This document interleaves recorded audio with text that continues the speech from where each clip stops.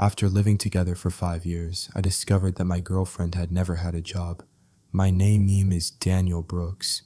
I used to believe that the life Claire and I had built together was solid, dependable. But sometimes betrayal doesn't arrive in loud explosions. Sometimes it creeps in quietly, wearing the face you've trusted for years. Trust me, you'll regret skipping this story. So before you sit back and listen, take a moment to like the video and subscribe to Ethan's Way. Now, get in the mood to listen to this story because it might be the ultimate sweet revenge. When I first met Claire, I wasn't looking for anything serious. I had just started to find my footing as a freelance software developer, picking up small contracts for mobile app projects, and most of my life revolved around a screen, a coffee mug, and the occasional late-night pizza delivery. We met through a mutual friend at a small get-together. I remember walking into that living room full of strangers, my social awkwardness kicking in immediately, and then seeing her, not in a dramatic slow-motion kind of way, but in a way that made the noise around me fade. She was laughing at some half-funny storyhead, tilted her long brown hair, catching the light from the floor lamp. When we were introduced, she shook my hand with the kind of confidence that makes you believe she's genuinely happy to meet you. Within minutes, she told me she worked remotely as a marketing coordinator for a mid-sized company in Chicago. I perked up. Remote work was my language. We joked about the video call pajama culture and how people outside of remote work never really understood it. It felt like a small connection, but it was enough to keep the conversation going long after the party ended. Fast forward a few months and we were dating. A year later, she moved into my apartment. It wasn't a grand decision, it just happened naturally. Our lives seemed to merge effortlessly. She brought her desk and laptop, set up a little home office in the corner of the living room, and every morning she'd sit there with her coffee typing away as I sat in my own workspace a few feet away. The picture was perfect in its simplicity, two professionals working from home, building a life together. I admired her discipline, or at least what I thought was discipline. She'd tell me about campaigns she was working on, tricky clients and deadlines. I never questioned it. We had our routines. Sunday mornings were for pancakes and the crossword. Friday nights were for movies with the occasional takeout feast when we were too tired to cook. We split bills without thinking much about it. I'd transfer my share, she'd do the same. In my head, we were a team, equally invested, equally contributing. It was about 4.5 years into living together when the first tiny crack appeared. It was a Tuesday morning in early spring. I was in the kitchen pouring coffee when I glanced at the clock, 8:53 a.m. "Don't you have a meeting at 9?" I asked as she wandered in, still in her pajamas, hair a little messy from sleep. She froze for a fraction of a second. It was subtle, but I caught it. Then she smiled casually and said, "Canceled. Clients on vacation." It wasn't strange in itself. People cancel meetings all the time. But the next week it happened again. Then the week after that. Each time she had a ready-made reason: someone was sick, a deadline got pushed, or they just needed her to email an update instead. I tried to brush it off, but my brain filed it away. It wasn't that I distrusted her. It was more like I noticed a small rattle in the engine of a car I'd driven for years. You keep driving, but you can't unhear it. A few weeks later, we were having dinner pasta with a glass of red wine, and I asked her about a project she'd mentioned earlier that month. "How's that new campaign going?" I said between bites. She hesitated, fork halfway to her mouth. "What campaign?" she asked. "The one for that eco-friendly skincare brand," I reminded her. Her smile faltered just for an instant. "Oh, that one," she said, launching into a vague explanation about market research delays and waiting for client feedback. It sounded like something lifted straight from a marketing blog. That night, as we got ready for bed, I found myself staring at the ceiling in the dark, replaying the conversation in my head. It was the first time I realized I couldn't remember the last time I'd seen her on an actual video call or heard her talk about a coworker by name. She didn't have the little day-to-day complaints most people have about work. No "Susan sent me the wrong file again," or "the meeting went an hour over." Just nothing. Still, I told myself not to overthink it. We had been together for years. She had never given me a reason to doubt her. But that thought. What if there is no project nestled itself into the back of my mind like a splinter I couldn't pull out? The following weeks, I started noticing other things. She never brought home any work-related swag or paperwork. She never mentioned a raise or performance review. And the biggest thing, I never saw a paycheck hit her account. But even then, I didn't confront her. Part of me didn't want to know. Sometimes it's easier to live inside the comfort of what you think is true than to risk shattering it. One afternoon, I came back from a coffee run earlier than usual. She was sitting at her desk with her headphones in, but instead of a spreadsheet or a marketing dashboard on the screen, she was watching a travel vlog on YouTube. She didn't notice me at first. When she did, she quickly minimized the window and opened a Word document. "Hey, how was the coffee?" she asked, smiling. I smiled back, but inside something shifted. Looking back, I think that was the first moment I truly felt the ground beneath me starting to give way. I still didn't know the full truth, but I knew in my gut that something was wrong. If I had known then what was coming, I might have handled it differently. I might have asked harder questions sooner. But at the time, I just turned back to my desk, took a sip of coffee, and told myself I was imagining things. 5 years of trust can be a stubborn thing to break even when it's already starting to crack. The thing about doubt is that it rarely announces itself all at once. It seeps in, slowly curling into the corners of your mind, waiting for quiet moments to whisper, "Something doesn't add up." At first I told myself I was overanalyzing. Claire had always been a little private about certain things. She didn't share every detail of her family life, and she wasn't the type to overshare about work either. I convinced myself it was just her personality. Some people don't bring their job home with them. But then little moments started stacking up, each one barely noticeable on its own, but together, they formed a pattern I couldn't ignore. One Thursday afternoon, I came into the living room to grab my charger. Claire was at her desk, but her screen was dark. She had her phone in hand and was scrolling, completely absorbed. Taking a break, I asked lightly. She looked up as if startled. "Yeah, just finished a big task. Needed to clear my head." She smiled, but it didn't quite reach her eyes. The next day, I was working late on a client project, headphones in, when I noticed she was still at her desk. But instead of typing, she was staring blankly at the wall, a pen in her hand, like she was waiting for something to happen. She didn't see me watching. I started to think about all the things I'd never seen. No company-branded swag, no holiday cards from colleagues, no Zoom calls with a dozen faces in little boxes. Her desk phone was never on speaker, and when she did get calls, she'd step into the bedroom, shutting the door behind her. That's when I realized something else. She never mentioned a single coworker by name. 5 years together, and I couldn't name one person she supposedly worked with. Not a manager, not a teammate, nothing. It began to gnaw at me. One evening, I decided to test the waters. We were cooking dinner. I was chopping onions while she stirred sauce on the stove. "You've been at this company for a while now," I said casually. "Ever think about visiting the office, meeting people in person?" Her spoon stopped mid-stir for just a moment before she continued. "Nah, I like working remote. No need to complicate things." Still, I pressed lightly. "It might be nice to meet your team after all these years." She shrugged. "Everyone's too busy. Besides, I don't really have much in common with them outside of work." The conversation ended there, but in my head, it was just beginning. A week later, while sorting through our shared bills at the kitchen table, I noticed something strange. I was checking the account we used for rent and utilities, making sure both of us had transferred our share. Mine was there. Hers wasn't. At least not for the last 2 months. I frowned, double-checking. Maybe she'd used a different account. But when I looked closer, I realized something bigger. Her personal account, the one she paid into for her share of the bills, had no record of a salary deposit. Not for the last 2 months, not for the last year.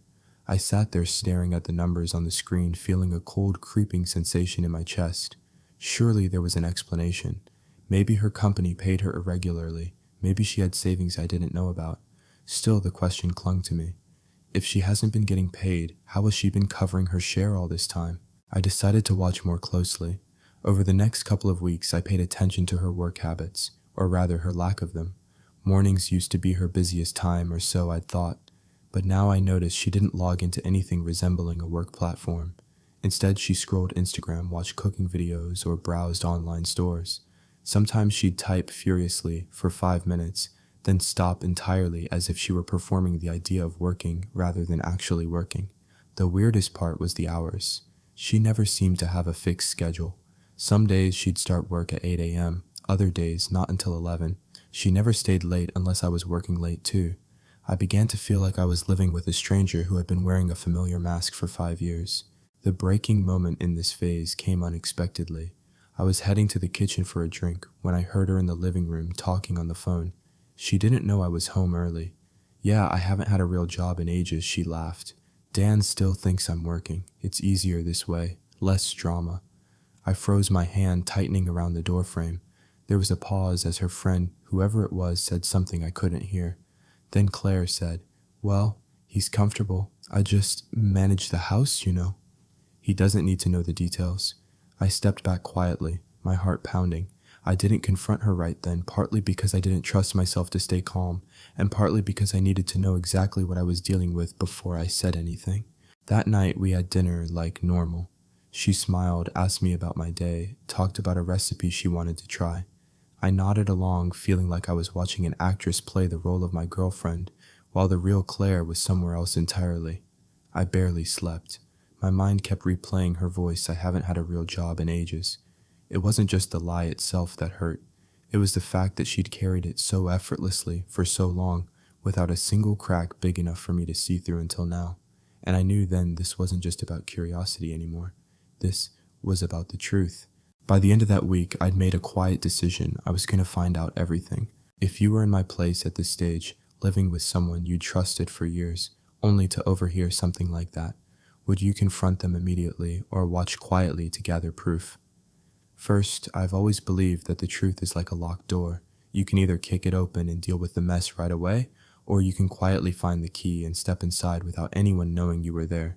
In this case, I chose the key. After overhearing Claire admit she hadn't worked in years, I wanted to confront her immediately. Every muscle in my body screamed to demand answers, to force her to tell me why she'd lied for so long. But anger without proof can be twisted, manipulated, made to look irrational. Claire was good at deflecting. I'd seen it before in small disagreements. She could take a simple question and turn it into an attack on you. If I went in unprepared, I'd leave the conversation feeling like I was the problem. So I started quietly observing. The first thing I did was pay attention to her work schedule. I noticed she never logged into any kind of company portal or chat platform. Her laptop was almost always open to social media, online shopping, or recipe blogs. When I walked into the room unexpectedly, she'd quickly minimize windows and open a blank document, typing as if she were in the middle of something important. It wasn't just the lack of actual work, it was the complete absence of urgency. Deadlines never stressed her out. She never said things like, "I have to finish this by tonight," or "I need to get this sent before my boss wakes up." For someone who claimed to manage marketing campaigns, her days were eerily calm. One afternoon, while she was out grocery shopping, I sat at her desk. I wasn't looking to snoop through her personal files, just curious to see if she even had any work-related folders. What I found was nothing. The laptop's documents folder was empty except for a few recipes and a half-finished novel she'd been dabbling with for years. No spreadsheets, no presentations, no marketing plans. The email app was even stranger. She had an inbox, sure, but there were no emails from anyone with a company domain. Most of her messages were from online stores, newsletters, and personal contacts. That's when it hit me she didn't even have a work email address. I sat there staring at the screen, a slow burn building in my chest. The next step was to look into the company she claimed to work for, Marlowe and Finch Marketing. She'd mentioned it the first week we met and repeated it over the years, always, with the casual confidence of someone telling the truth. I Googled it. Nothing. Not a LinkedIn page, not a business listing, not even a badly designed company website. It didn't exist. I tried searching for variations of the name, thinking maybe I'd misspelled it or she'd abbreviated it in conversation. Still nothing. Either this company was so small it didn't have a public presence, which made no sense for a marketing firm, or she'd made it up entirely. I decided to dig deeper. The next time she mentioned a client call, I listened closely. She told me it was a skincare brand she'd been working with for months. That night, after she went to bed, I searched for the brand. It existed, but when I checked their press releases, team bios, and marketing partners, her name was nowhere to be found. This wasn't a coincidence anymore. It was a pattern. The most damning clue came from her sister, and she didn't even mean to give it. Claire's sister, Emma, came over one Saturday afternoon. We were in the kitchen making tea while Claire was in the shower. Emma glanced around and said, "This place looks great. Must be nice having Dan take care of everything." I laughed, thinking she was joking. Claire contributes plenty. We both work from home, so it's easy to split things. Emma raised an eyebrow. "Work from home? She hasn't worked since she moved in with you." It was such a casual statement, like she was telling me Claire's favorite color. My heart sank, but I forced a neutral smile. "Oh, I didn't know that. Emma shrugged. Well, she always said she'd get back into it eventually. Guess she just likes being here. I wanted to ask 100 questions, but Claire walked in towel around her hair, smiling at us like nothing had happened. I said nothing, but my mind was on fire. By now, I had more than enough pieces to see the picture forming. She'd never had the job she claimed to have. The early mornings at her desk, though casual mentions of campaigns and deadlines, the fake company name it, had all been a performance. The only question left was why. Was she embarrassed about being unemployed? Was she using me for financial stability? Or was there something deeper, something about control manipulation, or keeping me in the dark? The final straw came the following week. I checked our joint account and saw a $2,300 withdrawal, not for rent, not for bills, but for something labeled personal. That night, I asked her about it casually over dinner. She smiled and said, "Oh, I bought a few things. Don't worry, it's from my savings." Her savings. The ones I now knew didn't exist. I didn't argue. I didn't show my hand. But in that moment, the decision was made. I was going to confront her with every piece of evidence I had and see how she'd try to talk her way out of this. I didn't just want answers. I wanted to see her face when she realized the mask had slipped for good. If you were in this situation, would you forgive or take revenge? Comment below to let us know. There's a certain kind of calm that comes before you confront someone who's been lying to you for years. It's not the calm of peace, it's the calm of someone holding back a storm. For the next few days, I went about my life as if nothing had changed. I worked on my app projects, made coffee, cooked dinner, and even laughed at Claire's little stories. But under it all, every smile was measured, every word calculated. I wasn't going to accuse her with vague feelings. I was going to hit her with proof, so much proof that there would be no room for denial. That night, I laid everything out on my desk, screenshots of her empty documents folder and email inbox, a saved copy of my search results showing that Marlowe and Finch marketing didn't exist, notes about the non-existent skincare brand partnership, the transaction history from her bank account over a year without a single salary deposit, and the memory of her sister's casual confession. It wasn't just evidence, it was a mirror I was about to hold up to her face. I waited until Friday evening. She was on the couch, scrolling through her phone, a bowl of popcorn in her lap. I sat down across from her, leaning forward, with my elbows on my knees. "Claire," I said evenly, "I need to ask you something, and I want you to be honest with me." She looked up, smiling faintly. "Okay, what's up? How long have you been working for Marlowe and Finch?" Her smile didn't falter. "Not yet. 5 years." Why I studied her face. "That's strange, because I've looked, and that company doesn't exist." For a moment, her eyes flickered a quick flash of surprise before she set her phone down. "You looked up my company?" "Yes," I said, my voice steady. "And I also noticed you don't have any work files, no work email, no coworkers. I've seen your bank statements. There hasn't been a paycheck in over a year. Actually, there hasn't been one since you moved in." She stared at me, the popcorn bowl still between her hands. "Why would you go through my things?" I almost laughed. "That's your first response. Not to deny it, not to explain it, but to accuse me of looking." She set the bowl aside, sitting up straighter. "Because it's invasive, Dan.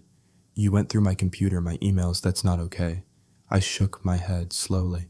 "You've been lying to me for 5 years. Her voice softened. "I didn't lie. I just didn't tell you everything." That was the first attempt at rewriting reality. "So you never had a job?" I pressed. She hesitated, then exhaled. "Not exactly. I was freelancing when we met. Then the projects dried up and I just never got around to telling you. I didn't want you to think less of me. That's not freelancing, Claire. That's being unemployed." She flinched like I'd slapped her. "You make it sound like I was some kind of leech. I was managing the house, cooking, supporting you emotionally. That's work too." I stared at her, incredulous. "You pretended to go to meetings that didn't exist. You told me about campaigns that never happened. You let me believe you were paying half the bills when I was paying almost all of them. That's not emotional support, that's manipulation." Her defenses began to crack. "I was scared." "Okay," she said, her voice rising. "You were so proud of me when we met. I didn't want to disappoint you. I thought if I could just figure something out, I'd make it right before you found out." 5 years, Claire, 5 years of figuring it out. She dropped her gaze. It wasn't supposed to be this long. For a long moment, the only sound in the room was the hum of the fridge in the kitchen. I could see her scrambling for a way to spin it to pull me back into her version of events. Finally, she tried another tactic. We've been happy, haven't we? We've had a good life together. Does it really matter who paid for what as long as we were okay? The calm in my chest hardened into something colder. It matters when it's built on a lie. Her jaw tightened. So what, you're gonna leave me over this? After everything we've been through, I don't know yet, I admitted. But I do know that from now on, I can't just take your word for anything. That was the end of that conversation, not because we'd resolved anything, but because I walked out before it turned into another guilt-laced argument. The thing about catching someone in a lie is that you don't just get the truth, you get to see the real person beneath all the rehearsed lines. And the real Claire wasn't the woman I thought I'd been living with. The rest of the weekend passed in strained silence. She avoided me, and I avoided her. We moved through the same apartment like strangers, each retreating to separate corners. But while she stayed quiet, I started thinking about all the years I'd been unknowingly carrying both of us. How many decisions I'd made under the assumption that she was contributing. How many opportunities I'd turned down because I thought we were financially balanced when in reality, I'd been the only safety net. It wasn't just about money, it was about trust, and once that's gone, everything else follows. Monday morning, she sat at her desk with her laptop open, pretending to type. I watched her for a moment from the kitchen. She must have felt my eyes on her because she looked up and said, "I'm applying for jobs now. Is that what you want to hear?" What I want," I said quietly, "is for you to be honest with me without me having to catch you first." She didn't reply, just turned back to the screen and kept typing. I knew then that this wasn't over, not even close. When the dust from our first confrontation settled, it didn't feel like resolution. It felt like the air in the apartment had gotten heavier. Claire didn't apologize, not really. She'd admitted to not telling me everything, but in her mind that wasn't the same as lying. To her, omission was a softer crime, something forgivable if wrapped in the right emotional language. For the next week, she acted like nothing had happened. She still made coffee in the morning, still sat at her desk working, still asked me how my projects were going. It was all so normal on the surface that it would have been easy to let the truth slip back into the shadows. But once you've seen the cracks, you can't unsee them. The first blow came when I sat down to review our monthly budget. I'd always handled most of the bill payments because I enjoyed organizing things. Back when we first moved in together, we split the essentials 50-50: rent, utilities, groceries, streaming subscriptions. At least I thought we did. Looking over the last 12 months, I saw the truth in numbers. Rent, I'd covered the full amount for 9 out of 12 months. Utilities, every single bill for the past year had been paid from my account. Groceries, my card had been used almost exclusively. Claire had contributed here and there, just enough to maintain the illusion of fairness. A grocery trip she paid for once in a while, picking up takeout on her card. But when you looked at the total, it was laughable. I wasn't just covering the majority, I was covering almost everything. I remember sitting there at the kitchen table, my laptop open, calculator app, running the numbers adding up like blows to the gut. I'd been telling myself for years that we were equals, that what we had was a partnership. But partners don't let each other carry the entire load while pretending to share the weight. And this wasn't just about bills. I thought about the vacations we never took because I believed we needed to save for a bigger place. The new car I didn't buy because I thought it was better to be cautious with money. All those decisions had been made under false pretenses. It hit me then, her lie hadn't just taken my trust, it had shaped my entire life for the past 5 years. The resentment started to take root. It wasn't loud or explosive, it was quiet, steady, like water dripping on stone. I found myself pulling back in small ways, making dinner only for myself, going for walks alone, leaving her texts unanswered when I was working late. She noticed. "Are you still mad?" she asked one evening while I was washing dishes. "I'm not mad," I said, keeping my voice even. "I'm just rethinking some things." Her brow furrowed, like what I didn't answer. I didn't trust myself to. The following weekend, the situation escalated without warning. I was on a call with a client when I heard the front door open and close. Claire walked in carrying 3 large shopping bags from an upscale clothing boutique downtown. When I hung up, I asked, "What's all that?" She smiled like a kid showing off candy. "Just a few things. There was a sale." I knew that store. A sale there still meant hundreds of dollars per item. "Claire, how did you pay for this?" I asked already, knowing I wouldn't like the answer. She hesitated the tiniest pause, then said, "From my savings." Those phantom savings again. Your savings don't exist, I said flatly. Her expression hardened. Why are you keeping tabs on me like I'm a child? Because you've been lying to me for 5 years. I snapped before I could stop myself. We stood there in silence, the shopping bags between us like evidence in a trial. This is exhausting, she muttered finally. You're making such a big deal out of money. We've always been fine. No, I said quietly. I've always been fine. Because I've been the one keeping us afloat. She rolled her eyes as if the truth were just an opinion I'd made up to be dramatic. You're overreacting. Couples support each other. I stared at her, something inside me settling into place. Support isn't the same as being used, Claire. That night, I lay in bed, staring at the ceiling, thinking about how long I'd let this go on. Part of me had wanted to believe her excuses because it was easier than facing the reality that I'd built my life with someone who could look me in the eye and lie without flinching. But that part of me was gone now. I wasn't just thinking about confronting her again. I was thinking about what came after. I started imagining what my life would look like without her, a life where I could make decisions based on the truth, not on a carefully constructed illusion. And for the first time in months, that thought didn't scare me. It felt like relief. By the time Monday rolled around, I'd made up my mind. I wasn't going to drag this out for another 5 months or 5 years. Claire had already taken too much time from me, too much trust. I didn't have a grand plan for ending things, no rehearsed speech or dramatic exit. I just knew that every day I stayed was another day I was letting her win. That morning, I woke up earlier than usual. I sat at the kitchen table with a cup of coffee, staring at the steam curling upward, going over the conversation in my head. I was going to be calm, direct, and unshakable. When Claire came in, still in her robe, she smiled like nothing was wrong. "Morning," she said, heading to the coffee machine. "Claire," I began, "we need to talk." She glanced over her shoulder. "That sounds ominous." "It is," I said, not smiling. "I've been thinking a lot, and I can't keep living like this. The lying, the pretending, the financial imbalance, it's not a relationship anymore. It's me carrying both of us while you play a part." She turned, coffee mug in hand, her expression hardening. "So what, you're breaking up with me?" "Yes," I said, simply. "I am." The first thing she did was laugh. Not a joyful laugh, the sharp, disbelieving kind that says you can't possibly mean this. "Dan, you're being ridiculous," she said, setting the mug down.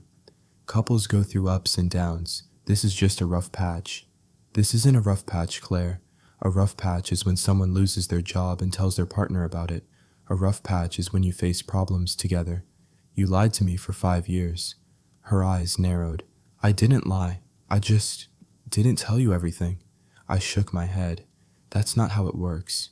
You built our entire relationship on a lie. Every choice I made, every plan for the future was based on a reality you invented." She crossed her arms. "You're making it sound so sinister. I was trying to protect us.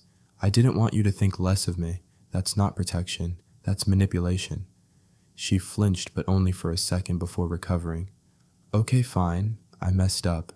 But you've never exactly been perfect either. Remember when you missed my sister's birthday dinner because of work, or when you forgot to pick me up from the airport?" There was the deflection, the sudden shift to my supposed flaws. "This isn't about me forgetting a date," I said firmly. "This is about 5 years of deception." Her voice softened. "Dan, you love me. I know you do. We've built a life together. You really want to throw all that away because of the money." "It's not about money," I said, leaning forward. "It's about trust, and once that's gone, the rest falls apart." She stepped closer, her tone dropping into that low emotional register she always used when she wanted me to feel guilty. "Do you have any idea how hard it's been for me? I've been depressed, anxious. Every time I thought about telling you, I imagined the look on your face, this look you're giving me right now. I didn't think I could survive it. I felt a flicker of something, maybe pity, maybe old love, but I pushed it down. And yet you were fine, surviving on my work, my money, my trust." Her eyes flashed. "So now I'm some gold-digging parasite to you. I don't know what you are anymore," I said quietly. "But I know you're not the person I thought I was building a life with." She went silent for a long moment, then tried a new angle. "You can't just walk away. We have a lease together. We have furniture shared accounts. You'd be making both our lives a mess." "I'll take care of my side," I said. "You can keep the apartment if you want. I just need out. You'd leave me here alone." After everything we've been through, her voice cracked in a way that might have been genuine or might have been performance. I couldn't tell anymore. Claire, I said, standing up, you've been alone in this relationship for a long time. I just didn't know it. That was when the anger broke through. So what, you're perfect. You've never kept anything from me, she demanded. I've never built my life with you on a lie, I said, meeting her gaze. Her jaw clenched, and for the first time since we met, I saw something in her eyes that looked like fear. Not fear of losing me, fear of losing the arrangement. You'll regret this, she said finally, her voice cold. Maybe, I replied, but I'd rather regret leaving than regret staying. I grabbed my jacket and keys. As I walked out the door, I didn't slam it or say goodbye. I just closed it behind me, feeling a strange mixture of grief and relief. Grief for the life I thought I had. Relief for the life I was finally taking back. Leaving the apartment that morning felt final, but endings are rarely that clean. I wasn't naive enough to think I could just walk away and never deal with Claire again. 5 years together had left a trail of shared bills, joint accounts, and legal obligations that would take time to untangle. The first step was the money. I went straight to my bank, sat down with a customer service rep, and explained that I wanted my name removed from any joint accounts. The rep nodded, tapped at her keyboard, and then frowned. Mr. Brooks, it looks like your name is the primary holder on all the joint accounts. Removing yourself would require closing them entirely. Fine, I said. Close them. She hesitated. That will freeze the accounts for 30 days until both parties sign off. I felt my jaw tighten. Of course, Claire's name was still tied to my finances. Even the joint accounts had my name at the top. She'd never taken on responsibility, just access. When I got back to the apartment to collect some clothes, she was at the kitchen table sipping coffee like it was any other day. You're back, she said, her tone neutral but her eyes sharp. I came to get some things, I said, heading straight for the bedroom. She followed me. You can't just vanish, Dan. We have bills, rent. I've already started closing our accounts. I cut in. From now on, you cover your own expenses. Her face hardened. Do you even hear yourself? You're abandoning me. No, I said, turning to face her. I'm freeing myself. Over the next few days, I stayed at a friend's spare room while I worked on untying the rest of the knots Claire had wrapped around my life. I changed my passwords, canceled shared subscriptions, and redirected mail to a P.O. box. That's when I discovered something that made my blood run cold. While sorting through my email inbox, I found several payment overdue notices from credit cards I didn't recognize. At first, I thought they were phishing attempts, but when I called the companies, they confirmed the accounts were real, and in my name. Mr. Brooks, your card ending in 9247 is 38 days overdue. One rep told me. Would you like to make a payment? Now, I don't even have that card. I said, yes, sir, it was opened online 2 years ago. It lists your apartment address as the billing address. I hung up, my stomach dropping. There were 3 cards in total, all opened in my name, all maxed out, all unpaid. It didn't take a detective to figure out who had opened them. The next morning, I went back to the apartment. Claire was sitting on the couch in leggings and a sweatshirt, scrolling on her phone. She looked up, frowning. What now? I tossed the printouts from the credit card companies onto the coffee table. Care to explain these? She glanced at them, then back at me. You're overreacting. Overreacting. You stole my identity to open credit cards and max them out. I didn't steal anything, she said calmly as if we were discussing the weather. We're partners. I figured it was all the same money anyway. I stared at her, barely able to process the audacity. It's not the same money, Claire. These are in my name, my credit, my responsibility to pay back. She shrugged. I was going to tell you eventually. Eventually. After you'd ruined my credit and left me drowning in debt. You're being so dramatic, she said, standing. I needed them for things we both used. Furniture, groceries, clothes. You benefited from it too. That was the moment I realized the depth of her entitlement. In her mind, nothing was truly mine, not my income, not my name, not even my credit. I took a deep breath, keeping my voice level. Here's what's going to happen. You're going to sign a written statement admitting you opened these accounts without my consent. You're going to give me access to your bank records, and then you're going to figure out a way to pay for the debt you created. She laughed a short, bitter sound. And if I don't, then I go to the police, I said. For the first time, she actually looked rattled. You wouldn't. Try me. That night, I got a text from her. Fine. Come by tomorrow and we'll talk. I didn't know if she'd actually cooperate, but I knew one thing: I wasn't backing down. Not now. Not after realizing just how much she'd taken, not just in money, but in years of my life. This was no longer just about leaving her. This was about making sure she could never do this to me or anyone else again. I barely slept that night. My mind kept looping through every conversation I'd ever had with Claire about money, all the times she'd said, "I can't afford that right now," or "I'm waiting on my paycheck." Now I knew those paychecks didn't exist. And the debt in my name, that was the final nail in the coffin. The next morning I showed up at the apartment at 10 a.m. sharp. Claire was in the kitchen making toast, wearing the same sweatshirt from the day before. She didn't look up when I came in. "You're early," she muttered. "Let's get this over with," I said. She set the plate down, sat at the table, and crossed her arms. "I'm not signing anything until I've read it." I slid the statement across the table, one page typed and clear. I, Claire Morgan, opened multiple credit card accounts in the name of Daniel Brooks without his consent or knowledge. I accept full responsibility for the debt incurred on these accounts. She read it slowly, her jaw tightening with each line. "This makes me sound like a criminal," she said finally. "You are a criminal," I replied. "You just haven't been charged yet." Her eyes flicked up to mine. "And what if I refuse?" I pulled my phone from my pocket and placed it on the table screen, lit up with the number for the local police. "Then I make a call. Right now." Her face went pale. After a long pause, she picked up the pen and signed. "Good," I said, folding the paper and slipping it into my bag. "Now your bank records." She scoffed. "You think I'm just going to hand those over?" "Yes," I said flatly, because I'm not leaving without them. She disappeared into the bedroom and came back with a laptop. With a few clicks, she opened her online banking account. I leaned over, scanning the transactions. At first, it was exactly what I expected: small charges, grocery store purchases, online shopping. Then I saw a savings account I didn't know existed. The balance made me stop breathing for a moment. $4,632. I blinked, thinking maybe I'd misread the commas, but it was there, plain as day.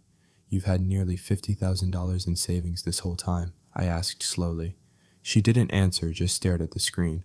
"While I was paying rent, utilities, groceries, and bailing you out of debt you created in my name." She shifted uncomfortably. "That money is from before. It's not for everyday expenses. From before what I demanded. Before us," she said finally. "It's my inheritance from my grandmother. I didn't want to touch it." I felt something inside me snap. "You didn't want to touch it. You had 50 grand sitting there, while you let me believe we were scraping by, while you used my name to open credit cards." She tried to soften her voice as if that could somehow make this better. "I was saving it for the future. For us." "There is no us," I said coldly. "And you've been saving it for yourself." For a moment, she looked like she might cry. Then her expression shifted, cold, calculating. "You can't take it," she said. "It's mine." "I don't want your money," I said, "but you're going to use it to pay off every cent of the debt you put in my name. If you don't, I'll take this to the police and your family." Her eyes narrowed. "You think my family would care?" "I think they'd care about the part where you committed fraud," I said. "And I think they'd be very interested to know how you've been lying to everyone for years." We stared at each other, the silence between us sharp as broken glass. Finally, she looked away. "Fine, I'll pay off the debt." "Now," I said. "It's the middle of the month," she protested. "I'll need a few days to move the money." I leaned back, my voice quiet but hard. "You have 48 hours. When I left the apartment that day, I wasn't just angry anymore. I was focused. I'd started this thinking I just needed to get out and protect myself. But now I wanted something else too. I wanted her to feel the collapse. Not because I needed revenge for its own sake, but because I couldn't stomach the thought of her doing this to someone else. She had gotten away with too much for too long, and I was going to be the one to end it. 2 days. That's what I gave her. 48 hours to transfer the money from her untouchable inheritance and pay off every cent of the debt she'd dumped in my name. I knew she hated the deadline, but I also knew she'd try to find a way around it. Claire was never the type to confront a problem head on. She preferred to sidestep it, twist it, or make it disappear in someone else's hands. And I was counting on that. The first 24 hours passed in silence. I didn't call her, and she didn't call me. My phone stayed face up on the nightstand at my friend Evan's place, and every time it buzzed, I felt that low, tense flicker in my gut. But it was never her. Then, the next afternoon, I got an email from one of the credit card companies. We've received a partial payment of $500 toward your balance. $500 out of more than $12,000 owed on that card alone. I called her immediately. Hey, she said, her voice light like we were just catching up. $500, I asked flatly. A pause. It's a start, she said. It's an insult, I shot back. You have 50 grand sitting in a savings account. You could wipe this out in an hour. I told you, she said, her tone tightening. It's complicated. I can't just move that much money right now. Why not? Because... She hesitated. It's tied up in a term deposit. There's a penalty if I withdraw early. That was a lie. I knew it instantly. The account I'd seen on her laptop was a regular savings account. No restrictions, no penalties. I decided to play along. All right, I said evenly. If you can't pull it from there, then show me the statement proving it's locked. Send it to me in the next hour. Silence. Claire, I said, if I don't get it in an hour, I'm walking into the police station. She hung up without another word. Exactly 45 minutes later, my phone buzzed. It was an email from her, a blurry photo of what was clearly a doctored bank statement. The numbers didn't align properly, and the account number font didn't match the rest of the page. I actually laughed. Out loud. She wasn't just lying again, she was doubling down with bad Photoshop. I forwarded the email to myself, then drove straight to the bank branch where her account was held. The teller confirmed in less than 5 minutes what I already knew: the account was a standard savings account with full withdrawal access. The teller glanced at me clearly, picking up on my mood. If you're trying to recover funds from a fraud situation, you may want to speak to our fraud department, she suggested. I'm already on it, I said. That evening, I went back to the apartment. I didn't knock. I still had my key, though I knew I'd be returning it soon enough. Claire was at the dining table, scrolling on her phone, a half-empty glass of wine beside her. When she saw me, her eyes narrowed. You can't just walk in here. You sent me a fake bank statement, I said, dropping the printed copy onto the table. She didn't even look at it. I don't know what you're talking about. I pulled out my phone and hit play on a recording the conversation we'd had on the phone earlier that day. Her voice clear as glass. It's tied up in a term deposit. There's a penalty if I withdraw early. I let the silence after those words stretch. You're lying, Claire, I said finally. You've been lying from the start, and you're still doing it even now. Her expression wavered for the first time. It wasn't calculated. It was cornered. She slammed her wine glass down, the liquid sloshing onto the table. What do you want from me, Dan Blood? I said I'd pay, and I will. You'll pay, now, I said. Because tomorrow morning I'm walking into the police station with this recording, your signed confession, and every shred of proof I have. For a moment I thought she might try to bluff again, but instead she pushed back her chair and stalked to the bedroom. I followed. She yanked open the top drawer of her dresser and pulled out a thick white envelope. When she tossed it onto the bed, it landed with a weighty thud. Cash, she said. 20 grand. Happy? I picked it up, feeling the thickness of the bills. Not until the rest is paid. She glared at me. You're enjoying this, aren't you? No, I said quietly. I'm making sure you never get the chance to do this to someone else. When I left that night with the envelope in my bag, I knew the balance of power had finally shifted. For the first time since I'd uncovered her lies, Claire wasn't in control of the situation. But I also knew something else. People like her don't just give up. They adapt. And I had the uneasy feeling she wasn't done trying to turn this around. The $20,000 in cash felt heavy in my bag as I drove back to Evan's place. Not physically, it wasn't even that much by weight, but in what it represented. This wasn't just repayment, it was proof that Claire had been able to help all along, that she'd chosen not to, and that every excuse she'd ever given me was just another carefully crafted story. By my count, between the cash and what I could liquidate from my own accounts, I could pay off most of the debt in my name, but most wasn't enough. I wanted it all gone, every single dollar tied to her mess. The next morning, I texted her, transfer the remaining balance by 5 p.m. Today, if you don't, I go to the police. No more extensions. She didn't reply. At noon, I called my bank again to check on the status of the accounts we'd been closing. That's when I got the shock I wasn't prepared for. Mr. Brooks, the rep, said there's been some unusual activity on one of your accounts. A joint savings account under both your and Ms. Morgan's names. I thought we closed everything, I said. You closed your primary joint checking account, yes, the rep explained, but the savings account remained active. Yesterday a withdrawal was made, the entire balance, roughly $8,400. I gripped the phone tighter. Let me guess. Claire made the withdrawal. Yes, sir. And she also initiated a new credit application in both your names using that account as proof of funds. I hung up, my pulse hammering in my ears. This wasn't just her stalling anymore. This was her trying to lock me to her again through another shared financial obligation. I drove straight to the apartment.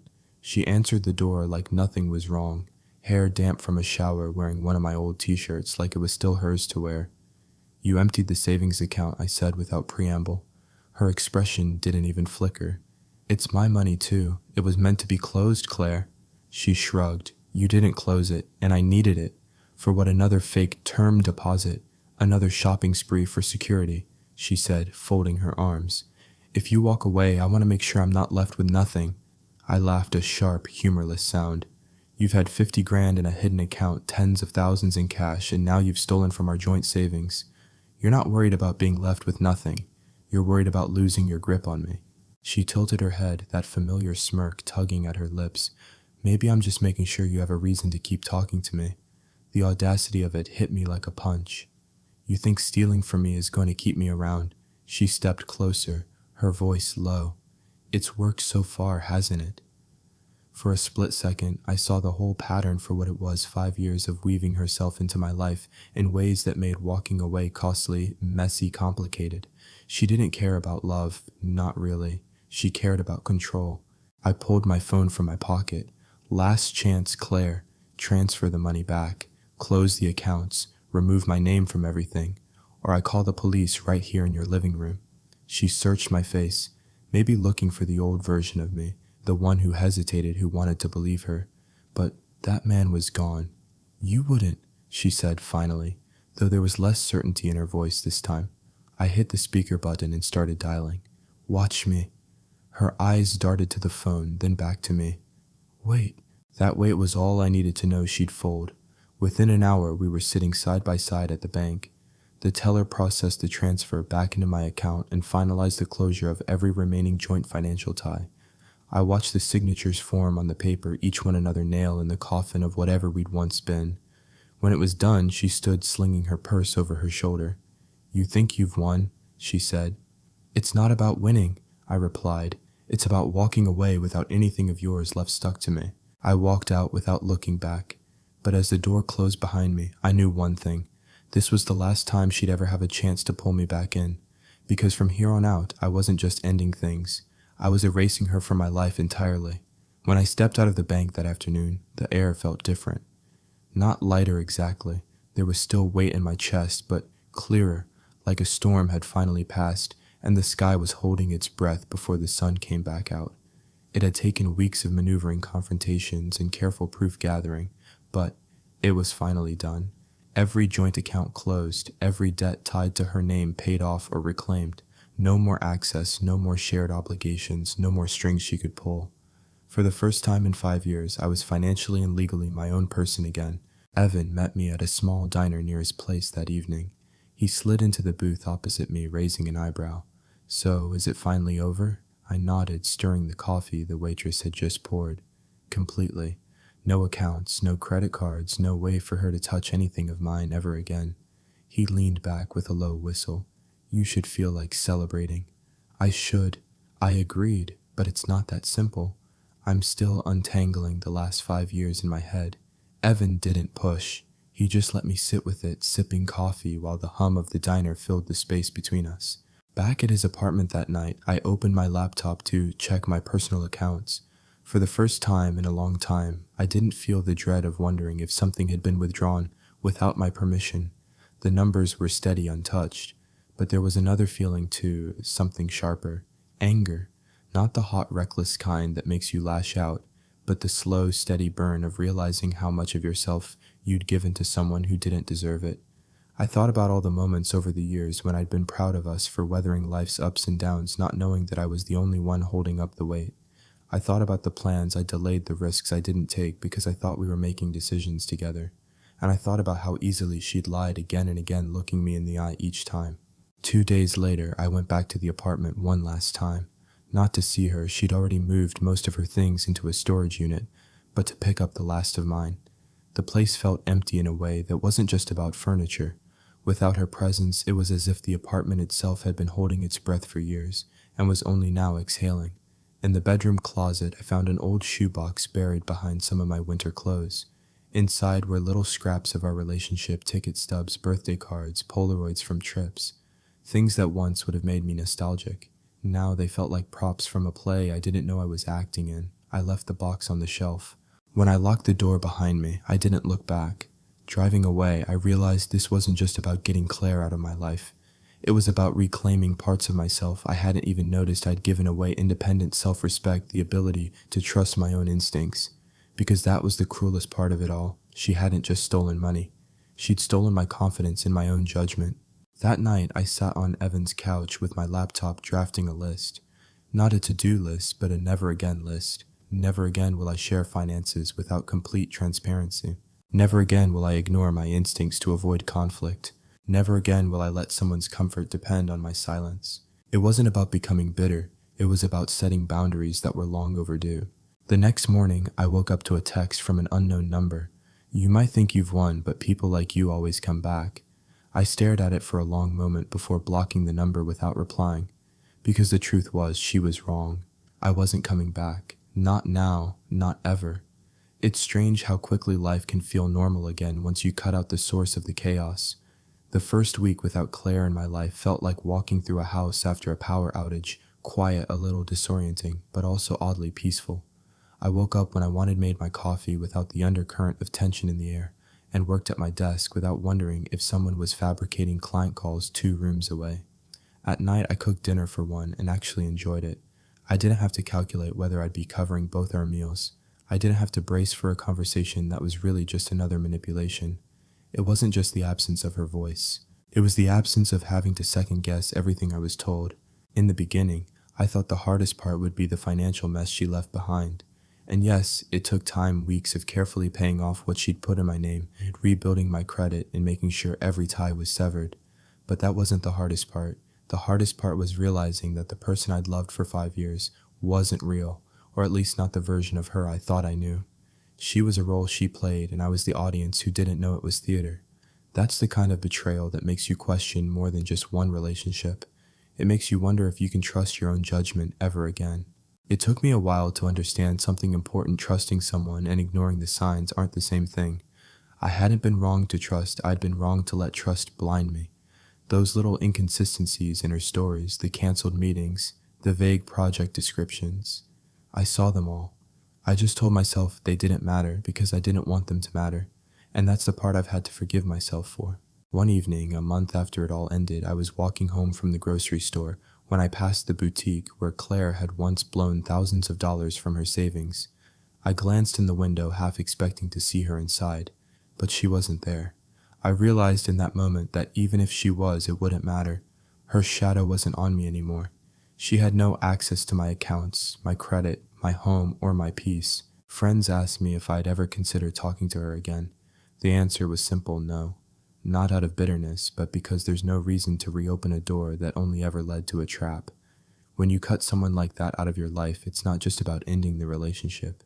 It's about ending the version of yourself that tolerated it. Looking back now, I don't regret finding out the truth. I regret how long it took me to face it.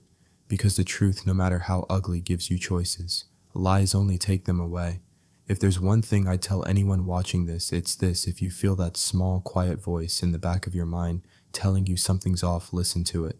You don't have to act right away, but don't ignore it.